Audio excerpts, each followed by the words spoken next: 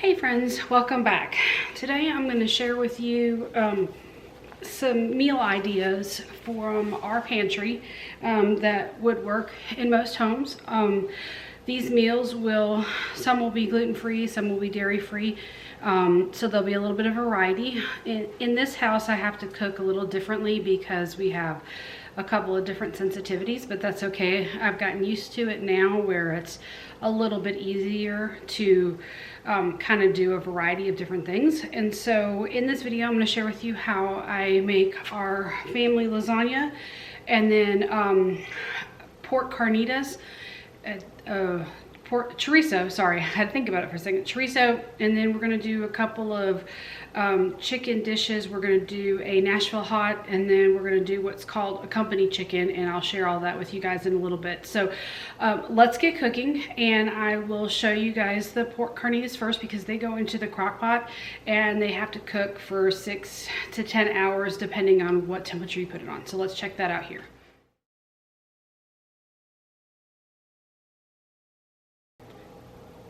For the pork carnitas, we've got a whole pork butt into the crock pot, and then to that we are going to add, as soon as I find, oh, they're right in front of my face. We're going to add 3 to 4 teaspoons of salt. So we're going to just do like 1 tablespoon of salt, which is 3 teaspoons, and we'll start with that. You can always add a little bit more later, but I feel like the 3 works. But it's up to you. Depends on if you want to go ahead and add in that extra teaspoon. We're also going to add in 1 teaspoon of pepper, and I just like to sprinkle all of this on top. That's how I do it. And then once I squeeze the juice on top along with and pour the Coke over, it all just kind of falls down and it all marry together. So then you're also going to add in a tablespoon of dried oregano, and I use Mexican oregano. It's just what I like to use. So that's going to be 1 tablespoon. And if you go a little bit extra, because I just measure right over, it's okay. And I will, again, this will spread out once we cover it with all the juices. So it's also going to be 1 tablespoon of cumin, and I will make sure to link this recipe below. This is not my own. It was one I found online after doing some research, and when I found it I really liked it, so it's the one that I use consistently for making pork carnitas. And the great thing about the pork carnitas is you can actually, once this is done cooking and you shred it, you can freeze it. And so that's what we're going to be doing, is making freezer meals. And so this will go in the freezer. Now, it does call for 8 cloves of garlic smash, but I am going to take a shortcut and just use minced garlic and add in a tablespoon of minced garlic. And then, now it does call for 2 oranges. However, my husband ate one of them. So we're just going to, I've got some mandarins, but I don't think I can really squeeze anything out of it, but I will try that and see if I can. If not, I may just have to, as I run out and run my errands, pick up an extra orange, and then I'll come back and put it in here. But I just like to squeeze it on top. And then it does call for 2 limes, and you're just going to squeeze that on top as well. Now, if you have a juicer, you can use that. I'm just going to do it by hand so I don't dirty up anything more than I have to.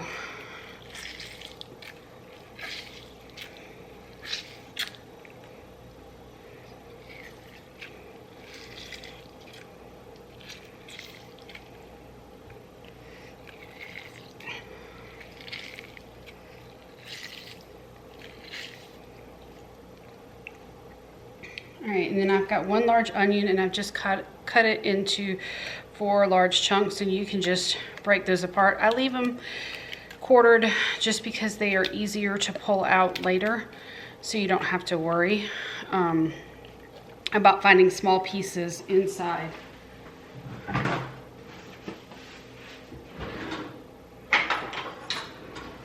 Now Now the recipe calls for 3/4 cup of Coke. I use the Coke that comes in the glass bottle because it's got real sugar in it. This is actually more than 3/4 cup, but I just add in the entire thing and it works. I've never had a problem adding in the entire bottle of Coke, but you can use regular Coke. I just like to buy in the Mexican aisle the Mexican Coke because it's made with real sugar. So it also calls for 2 bay leaves. Let me grab that. And you're just going to stick the bay leaves on top, and that's it. You are going to cook it. You can cook it on low for 8 to 10 hours, or you can do it on high for 5 to 6. I'm going to select high just so this can get done today and cooled, and we can get it packaged up and put it into the freezer. But that's it. Super simple, easy way to make pork carnitas that can either feed a large family or a smaller family like us for multiple meals, and this usually goes a long way. Okay, so I did go ahead and pick up that extra orange and went ahead and put it in there. I know it's a pantry challenge. However, because this is not my recipe, I've never tried it with just 1 orange, but I had to run out anyways for an upcoming trip that we are taking, and so I wanted to go ahead and just pick up the orange and not worry about it. It really wasn't that expensive at all, so it was totally fine. So we are going to first start on making the browning the beef for the lasagna, and then while that's browning, we're going to work on the chorizo sausage because that needs to sit for a little while and have those flavors marry together. So let's get cooking. Okay, so I've got the pan warming up, and then I'm just going to add in a touch of olive oil to it. We're going to go ahead, and I'm adding in 3 pounds of ground beef. It's actually going to be probably more like 5, I'm sorry, I can't speak today, 4 pounds total of ground beef, because usually I put 1.25 pounds to 1.5 pounds in each bag when I freeze them. So we're going to go ahead and get these in here and get this browning. And to this ground beef, I'm just going to add some salt, pepper, and then some chopped up garlic to it.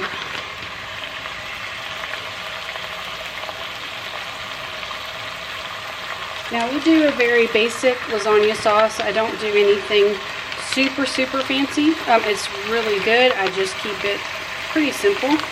And so it's just usually ground beef, garlic, tomatoes, oregano, salt, pepper, and some sugar.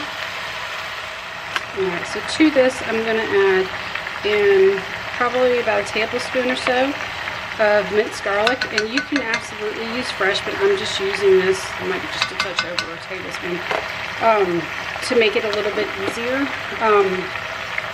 Trying to knock out as many dishes as I can in a short amount of time, and so all of these meals are actually going to go into the freezer, and then that way we can pull them out throughout the week or throughout the month and use them that way. Now I probably added in about 2 teaspoons of salt, a teaspoon of pepper. So we're going to start with that, because we can always add in more later once we add in the tomatoes and the oregano, and then just kind of give it a taste to see where it's at. So I'm going to get this broken up a little bit, and then while this is starting to cook down, because it's going to take this just a little while for the ground beef to cook down, we're going to start on the chorizo sausage. To my bowl, I have added in, I believe it's 1 pound, 1.5 pounds of ground pork. And I just purchased the Smithfield, I don't know if you guys can see that or not, Smithfield, oh my goodness, ground pork. That's what you're looking for. Now this recipe is not mine.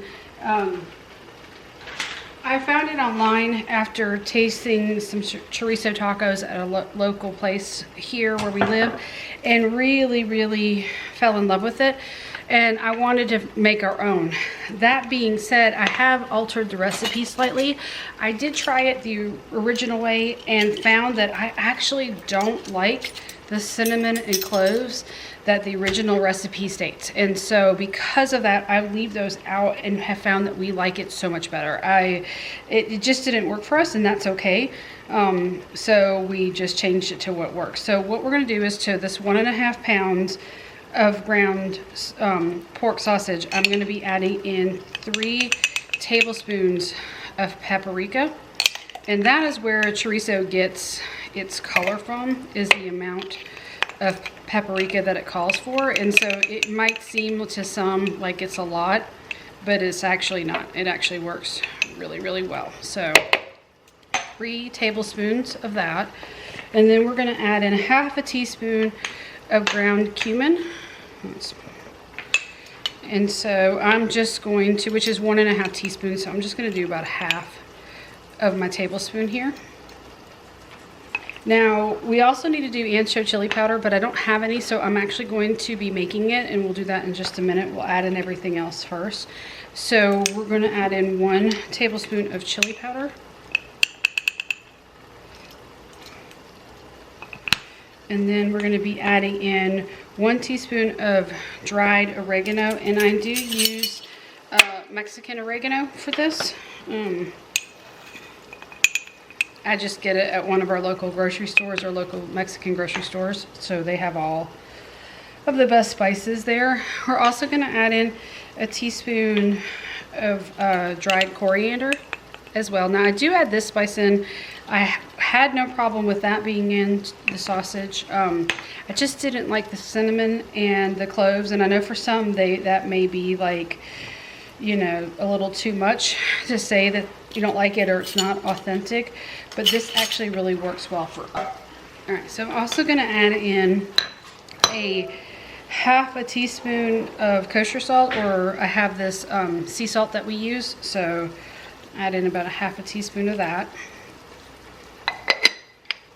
And then I'm also gonna be adding in 2 cloves of garlic. And again, for today, for everything, I'm just using minced garlic because it's a lot easier.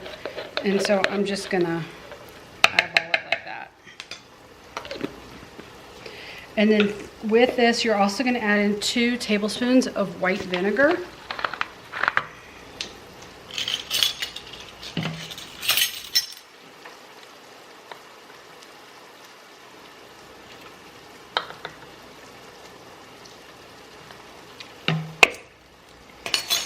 And now I'm just gonna set this aside for a minute because we need to make the ancho chili powder. I had started making my own because, one, what I did find was ridiculously expensive. And it is not hard to make at all. And so I just go to our local grocery store here and buy the dried ancho chilies and then make it myself. Now, sometimes when you buy them, they are gonna be super fresh and they'll be super bendy. And other times, if you let them dry out, they'll be dry. I've been letting these dry at room temperature for a while. So like this one is pretty hard, but this one still has a little bend to it. So we're gonna check it out and see. I tried to do it soft one time as I was learning, and I could not blend it up. It just wound up into chunks like this. So I have been letting this dry for a while. I guess the ones I had the first time I made it were already really super dried out, so it worked much better for processing it in the food processor. Now I just have a small one, so I am going to start with what I also tried to do earlier and drop that in there. And I don't take the seeds out, I just take the stems from the top and just pull the pepper. I don't use, I'll show you.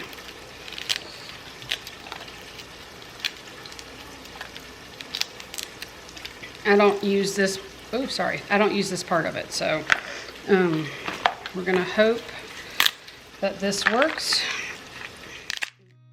I've seen a lot of change, been through a lot of pain. Some things are not the same as they were a year ago, but all will be okay.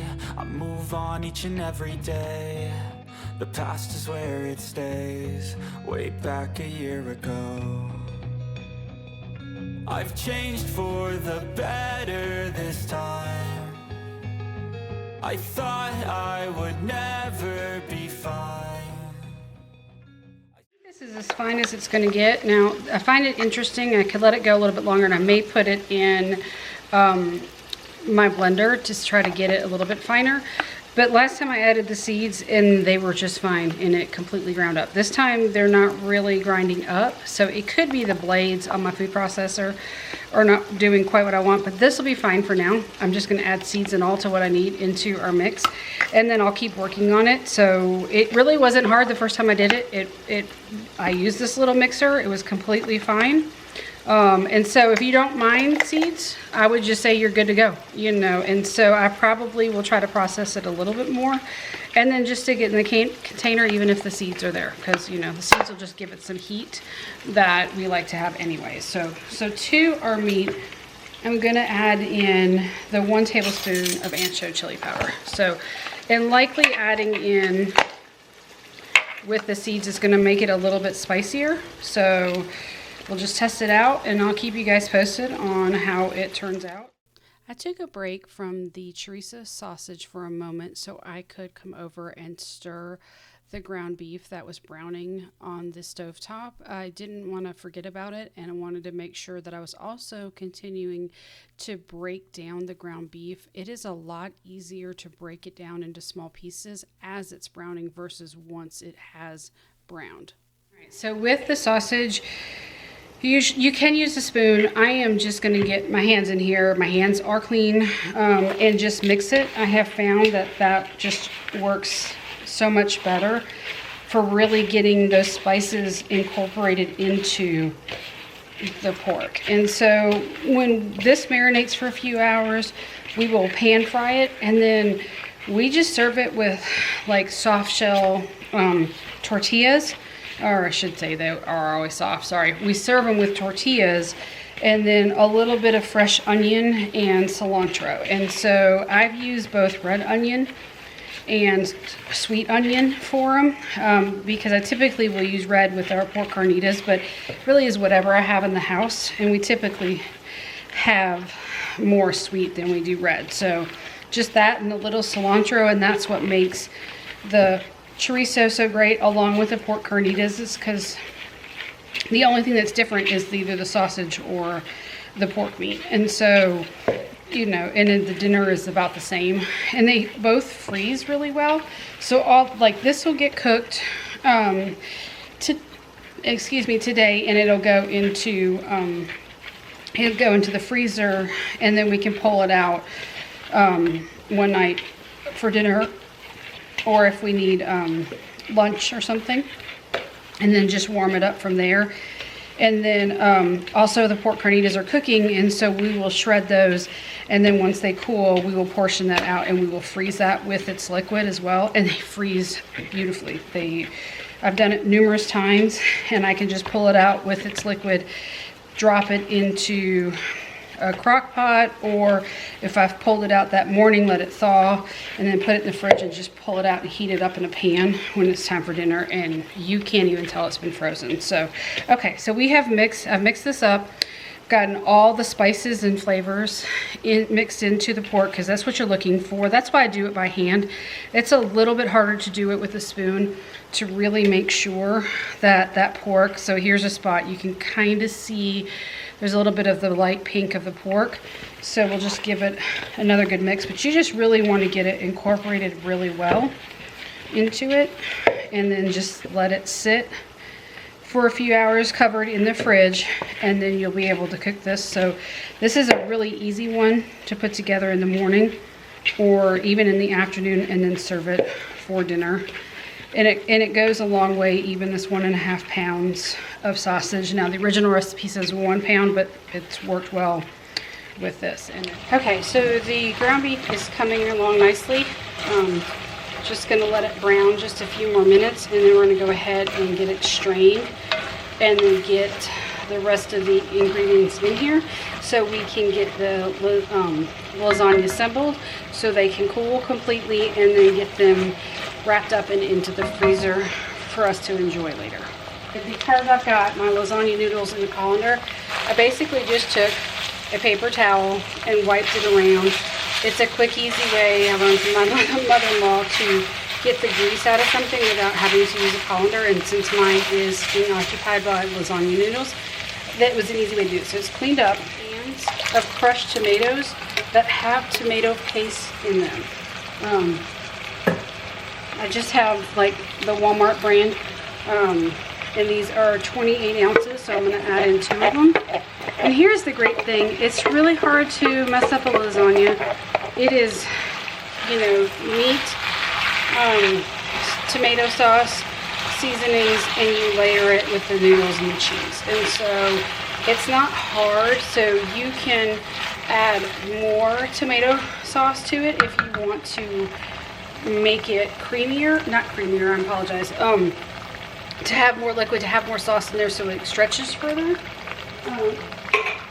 If you like it super thick, you can add in some additional tomato paste to it. But we are gonna just do this because we may add actually another can of tomato sauce to it as well, just because I want to be able to have this stretch for 3 lasagnas. And these are not 3 full-size pans of lasagna.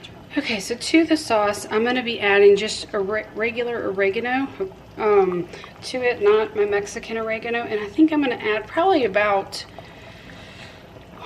1.5 maybe tablespoons. Let me stir this in and see. I may go ahead and add in the other half of that tablespoon. Oh yeah, definitely. So basically 2 tablespoons of oregano, and I just like to just dump it in and not really measure, because unless you're adding the entire container, I don't think you can go wrong with adding in the oregano. And so into this, what I'm going to add is a little bit of sugar, because that will help the acidity in the tomatoes break down. Now, my great-grandmother used to do,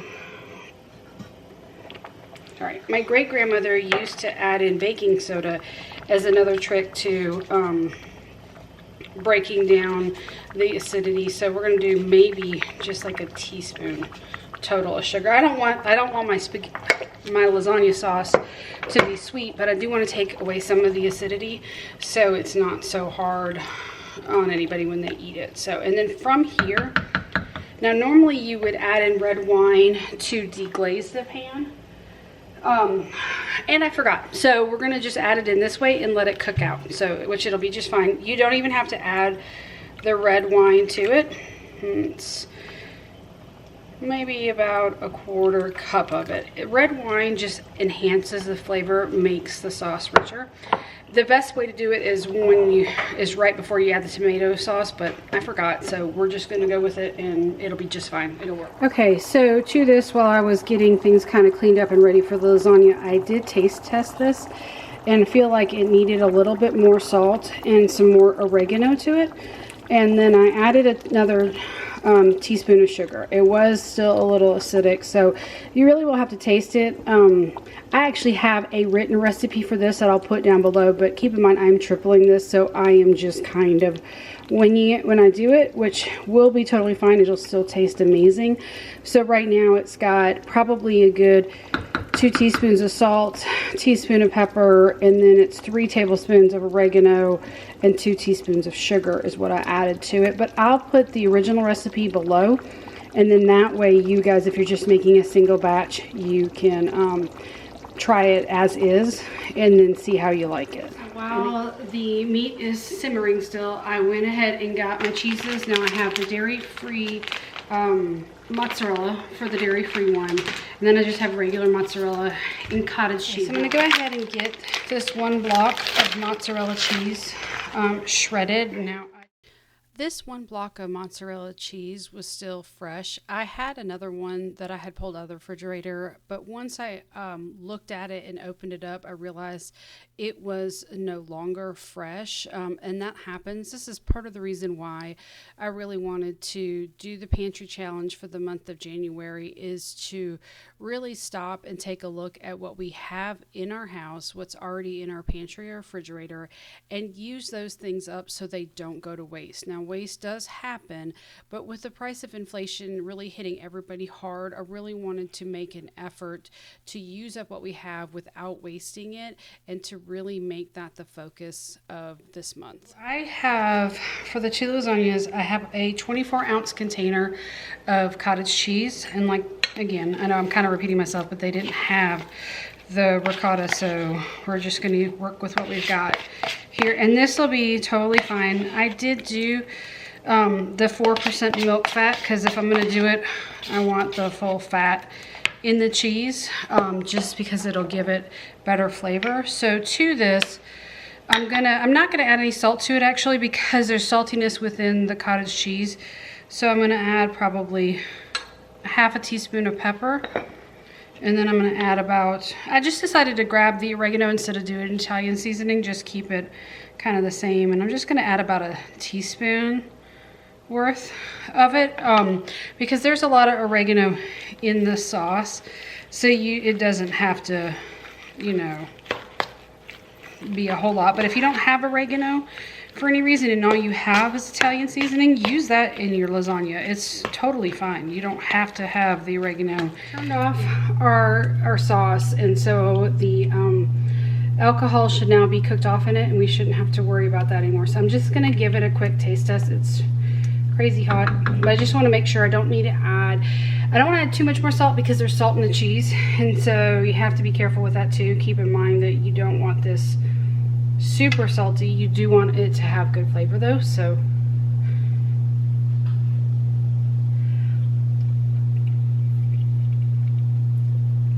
okay, yeah, that's perfect. I won't add any more salt.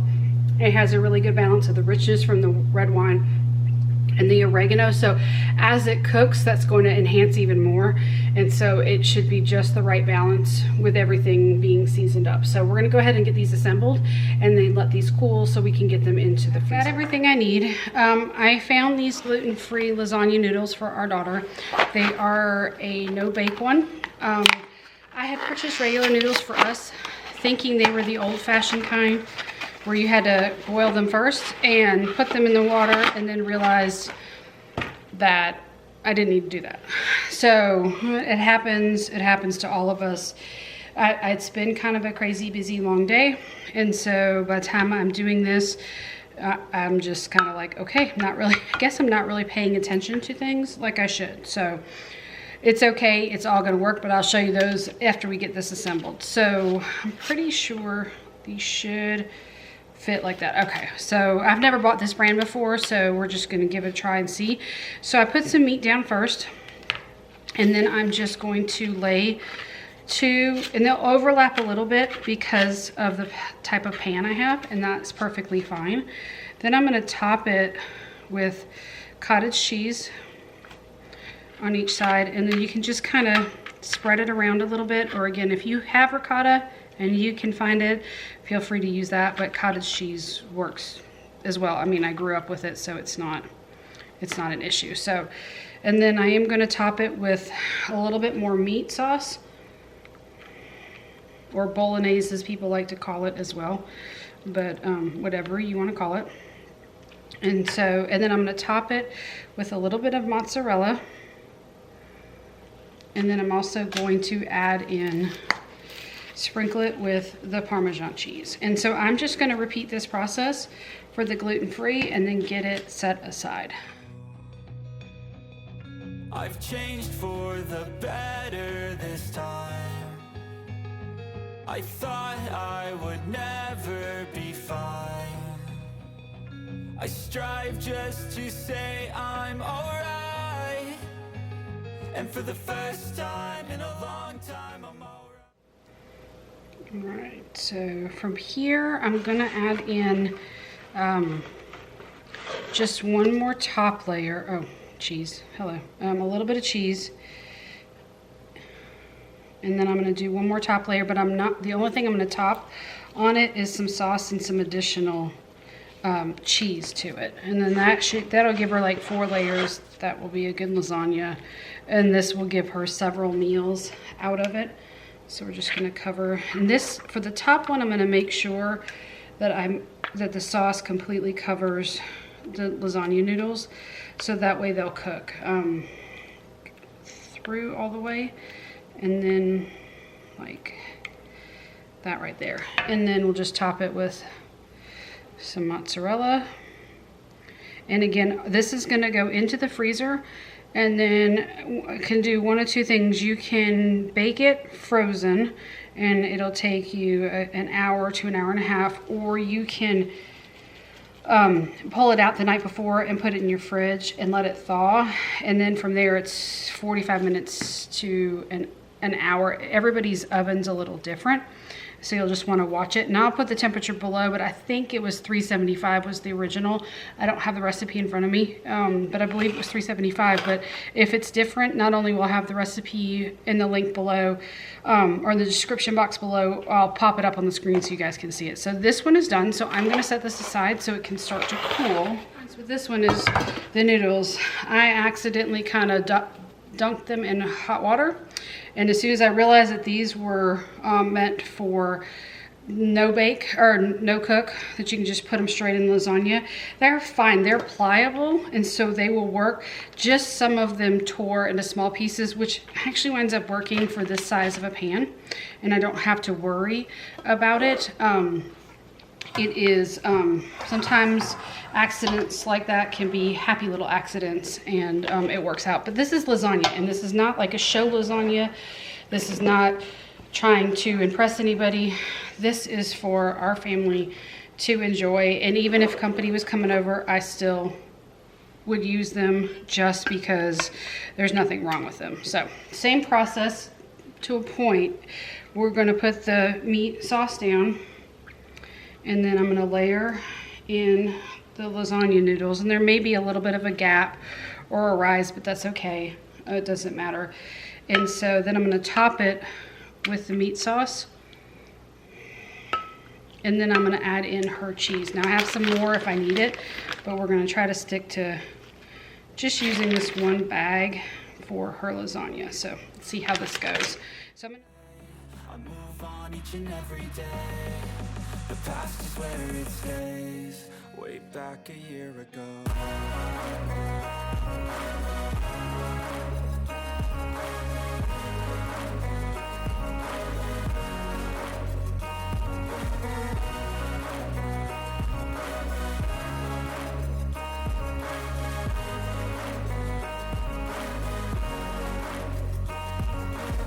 I ain't going back, I'm not falling. I'll push all my chips and call all in. I'll bet on myself, you keep stalling. I hear destiny and it's calling. I'll keep my head up high through the downs and lows, and we're all going live. okay, so I was able to actually stretch that bag for the entire lasagna. So the dairy-free one is done, so we're gonna set this aside to cool and go ahead and start on the regular one. Now, these pans I'm using, I got this as a recommendation from Becky over at Acre Homestead. They are safe to go straight from the freezer right into your oven. They are shock-proof. So I want to say that Pyrex does too. That's what my other containers are. But I would say definitely make sure that your containers are, or at least get it completely thawed in your refrigerator before putting it in your oven, because you don't want that kind of mess going on. And so just double check your containers. Now, if you're just making this for dinner and it's not a freezer meal, then it won't matter, because you're making it fresh and then putting it straight into the oven, so it won't matter. So we're going to go ahead and get this one layered up the same as the others, and then we'll get this one cooling as well, and then we will be able to move on to getting the chicken dishes prepared and ready.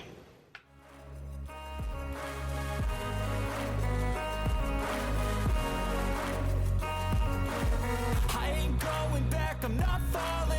I'll push all my chips and call all in. I'll bet on myself, you keep stalling. I hear destiny and it's calling. I'll keep my head up high through the downs and lows, and we're all going live. Still nobody knows, but I'ma choose what's right and take what comes and goes. And ain't no one in life holding me back no more.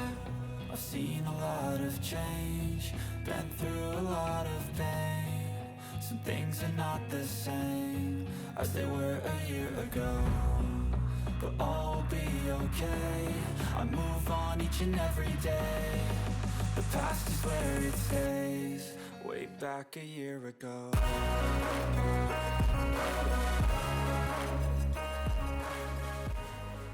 Sauce on the last little bit of it, so just enough to get the 3 lasagnas. I probably could have added a little bit more sauce, but this will be perfectly fine. It won't, it's good, it's going to be just fine the way that it is. And then just get that kind of spread out. So I'm not going to quite, I mean, a typical lasagna looks like this. I like a ton of cheese on mine, but this will be fine. And just going to top it with the Parmesan. Give it a nice little coating of Parmesan, and then this is going to cool, and then we'll put the lid on all of them and then get them into the freezer, and then they will be ready for one night when, you know, your day's gone crazy and you're like, oh no, what am I going to do for dinner? It's already done. All I have to do is pop it in the oven and bake it. So I am going to get this set aside, all of this cleaned up from the lasagna, so we can get working on the chicken, because that's raw, and so we need to make sure that we don't have anything that's going to cross-contaminate with each other. All right, so I have 2 packages of chicken. I'm going to have to get these trimmed up first before I put them into the glass dish, and then also to get them marinated. So I just like to trim it up, maybe just a little bit more than some people do. I'm not gonna lie, some parts of the chicken just kind of gross me out. So get this trimmed up. And so these are kind of on the big side, so I will probably just do 3 chicken breasts for this company chicken. And again, it's just the 4 of us, so adjust it to your family. My family doesn't tend to like a lot of leftovers on things. Some things they do, some things they don't. This is one of them that they do.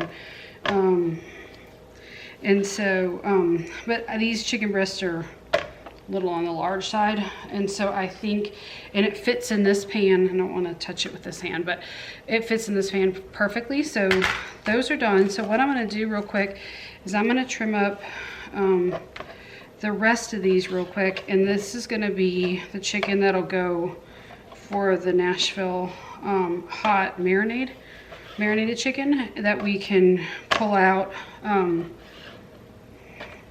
grill for one night, and then that you can just serve with, you know, whatever you like to serve. Now with the company chicken, I usually serve it with rice. I'll just make a pot of rice, and a lot of times I'll double the pot of rice, because then my daughter can eat the rice for breakfast with a fried egg, or make her a tofu stir fry, because she loves tofu. And that's a great way for her to get in some additional protein. So okay, yeah, these are quite large. So I am gonna actually, because they're so big and it's gonna go into a liquid marinade, even though that marinade's gonna go into the freezer, I am going to poke some holes in it, so while it's kind of sitting there while we're waiting, it'll start to kind of soak into the chicken breast. So I'm going to wash my hands real quick, get a bag to put this in, show you how quick and easy it is to do this. Then we're going to get the rest of the chicken trimmed up, and then get it into the pan that's heating up behind me, so then that way we can get this cooked, cooled, and into freezer bags. This is the Nashville hot sauce that I found that my husband really loves. So I'm gonna go ahead and pour this into the bag first. This one we had open, I've got another one, but I wanna put this in here first before I drop in the chicken. The sauce is really thick, so I added just a touch of water to the bottle just to get the rest of it out before I open up a new one. And then that way we can use every bit of it, because there wasn't a whole lot. This was probably a quarter of the way full. This is the one we had already been using, and we used on chicken wings, which were amazing. If you haven't seen my video for chicken wings, I will link that at the end of this video so you guys can check that out. Really, really good. It is a 2-part process, but it will make the crispiest chicken wings you've ever had. So go ahead and add just a little bit more in here, because we can also use this sauce on top of the chicken after it is done cooking. So go ahead and drop this in here. And 3 chicken breasts for us will be enough, because what I can do, or what I will do, is once we grill it, we'll slice it and then serve it with other things, so it will stretch for the 4 of us. So I'm gonna wash my hands real quick because I just touched the raw chicken so I can seal up this bag.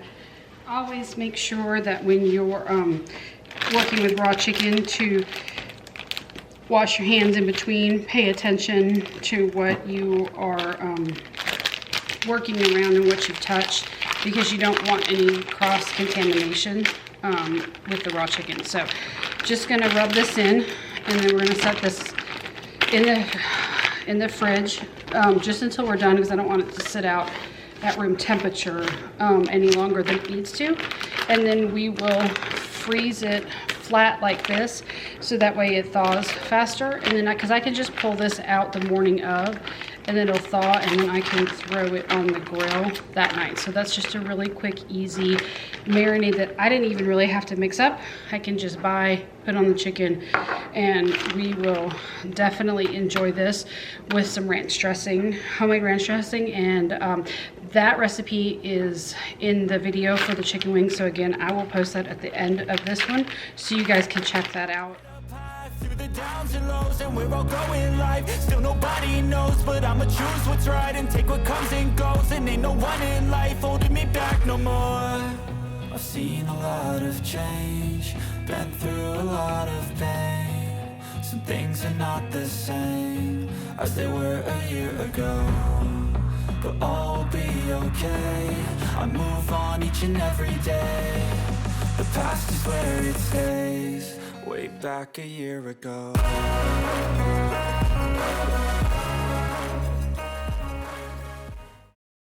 Now that I have my chicken breast all cleaned and trimmed up, I am adding it to a hot pan with a couple tablespoons of olive oil. And I usually like to make sure that my pan is hot so I can get a good sear on my chicken. I just like that texture and taste better. Now to my chicken, once it has started to cook, I will add in some seasoned salt that we like to use. We use, I believe it's the Morton's brand, but pick your favorite, or just do salt and pepper. But I like to do seasoned salt just because it gives it some flavor without being overwhelming to any additional flavors that we could add to the chicken later, because we'll use this chicken for all kinds of stuff, from buffalo to barbecue to peanut. We do a variety of sauces. So as you can see, I've got a good sear on that chicken, and once I have it flipped over, I do season the other side with a seasoned salt. It's never been overwhelming. It's never been too salty. I just try to sprinkle a little bit on. Again, that way it's giving it some flavor, because sometimes we'll just eat it cold and then we don't even have to add anything. And I do like to add just a touch of water to it to help it steam as I have the lid on there. That just helps get it to 165 degrees a lot faster by doing it with a little bit of steam. This dish is really super easy and only takes a couple of ingredients. Chicken, this can be bone in or boneless. That will just, it doesn't matter which one. I think we grew up with bone in, and then I changed it to boneless just because it was easier. So again, for us 3 is enough, but if you have a larger family, then do a family pack of chicken. The sauce can, for 3, it's just going to be a single recipe. If you're going to do a family pack, double the recipe, because you're going to want that sauce for the chicken. And so, because what I do is, once this is done baking, I will shred the chicken and then let it absorb that sauce, because it just makes it even more flavorful. So the sauce is super simple. It is going to be Catalina dressing and onion soup mix, and I just use this brand from Aldi's because it's gluten-free. Not every onion soup mix is, so if you want to make sure that this dish is gluten-free, make sure you pay attention to the ingredients on the back, because they can be pretty sneaky and get it in there and you wouldn't even think that gluten would be in things that you were never expecting. So what I do is I just drop 1 envelope into there. Now the original recipe, which I will link below, I don't know where my mom found it. Again, I grew up with this recipe, so I've been making it for my family for a long time. Oh, Kraft, you guys are really good about these labels, and then you can't get it open if you try to tear. I appreciate them not busting, but once you want to get into them, they do not want to open. Kraft is notoriously bad for this. I always have the hardest time. All right, I want to go. Oh, wait, no, I got it. Woo! Sometimes I have to get my husband to do it because I can't get it off. All right, so the original recipe, which I will link below, or I'll have it in the description box, because I don't know where my mom got this from. Like I said, it's been in the family for a very long time. It's just the Catalina with the onion soup mix. I like to add a little bit of water to this to help stretch the sauce a little bit. So this is a 16-ounce bottle of dressing, and you're going to use half of it. So 8 ounces basically for a single recipe. I don't actually measure. I just kind of look at the bottle and guess about half, which is about that right there. You can absolutely, oops, measure it, but you don't have to. All right, and then I'm just gonna add about 1/4 cup of water. You wanna make sure that your water is cold. Don't add hot water because you're then pouring a hot liquid onto raw chicken, and you don't wanna do that because it can cook it slightly. And all you're gonna do is whisk this together.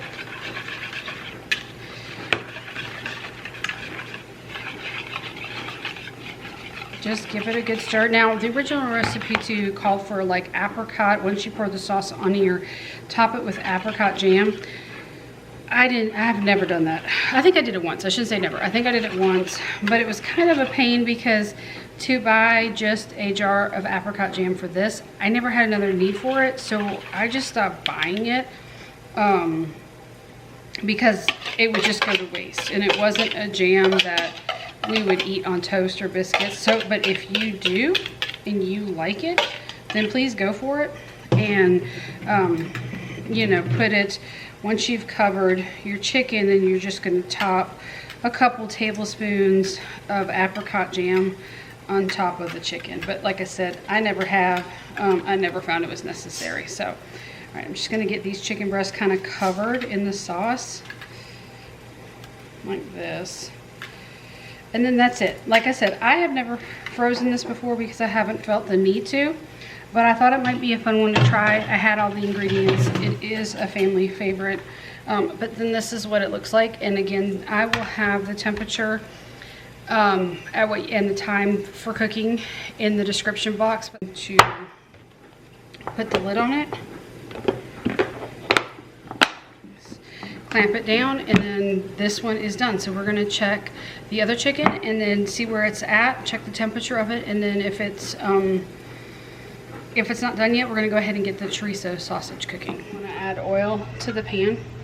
Now, I think some of the recipes I've looked at in the past, if you do a higher fat content on your sausage, you may not need as much oil, but I need it. And so, because I don't like to get a super fatty pork. And so what I'm going to do is I'm just going to go ahead and get this sausage in here like this. And the longer you let it like marinate, so to speak, or marry with those seasonings, the even stronger the flavor will be. I want to get this cooked up because I want to get this in the freezer so it's done. And so, but I know it'll be just fine the way it is, but just so you know, the more time you have for it, the even better it'll be. So one of the biggest things I had to look up when I made my own is, how do you know if the color is so red, how do you know when it's done? And so you see how like almost like it sticks to itself, it binds together. When it's cooked all the way through, it will crumble. It will actually be crumbled. So you can see, that's the only reason why I'm kind of touching it. You can see the difference in how it, basically, like, think of it, because it's raw, you can make it into like a patty. And then when you brown it, just like ground beef, it will crumble. So that's how you'll know this is done, because that was one thing I was like, how do I know if it's all the same color? So we're gonna go ahead and get this cooked up while that chicken is finishing off. Okay, so I'm starting to cook my chorizo sausage. Now, I had it up a little too high, and I didn't realize I had it up quite that high. So you want to make sure you have a medium high heat as you're cooking it, because you don't want to scorch it. And as you'll see as I'm breaking it up, there are going to be a few pieces that almost look burnt. So I wound up being able to save it, but you just want to be careful. But as you continue to cook the chorizo, you will see that it goes from being very sticky to breaking up like a ground beef would. Now, once I have cooked it for several minutes and I really see it all broken up, I really will cook it for about another minute just to make sure. I obviously don't want to eat any raw pork, and so and there's that black piece right there that I got just a little too overdone.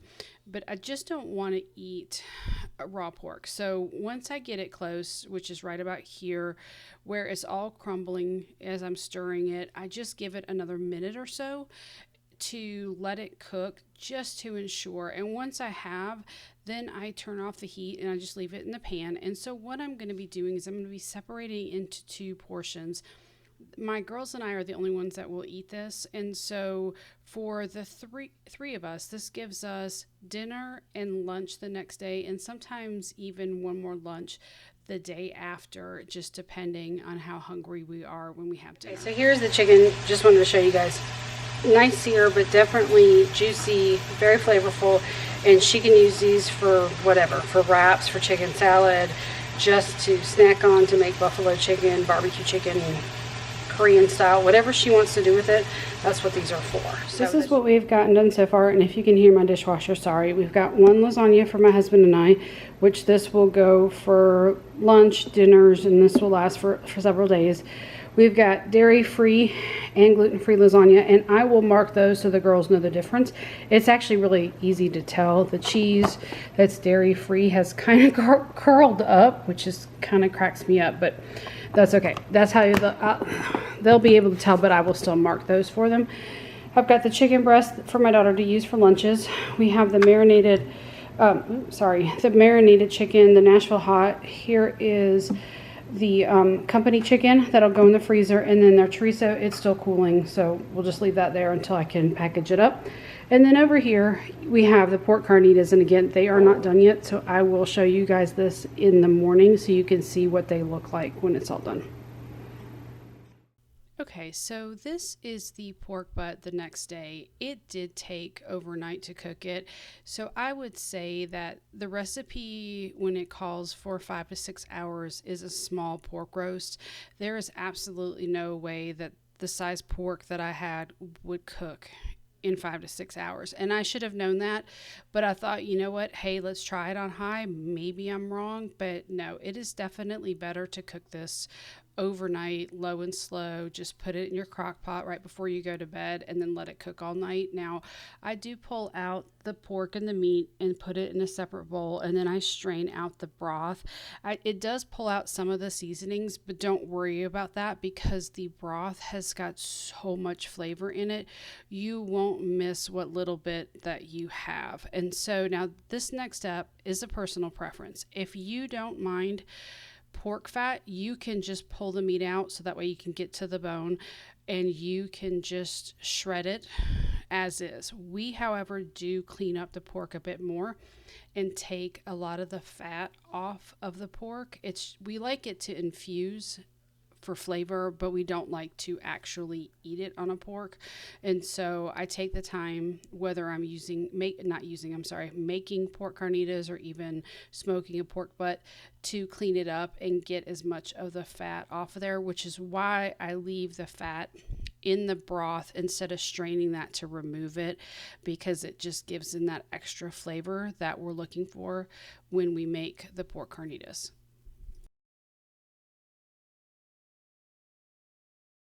Okay, so now I'm finishing up cleaning up the pork and just getting what I want. And once I have, I discard what was in the bowl, and then I just bring it over and I start shredding the pork. This step just saves me a little bit when it comes time to make dinner. It's just easier also for freezing.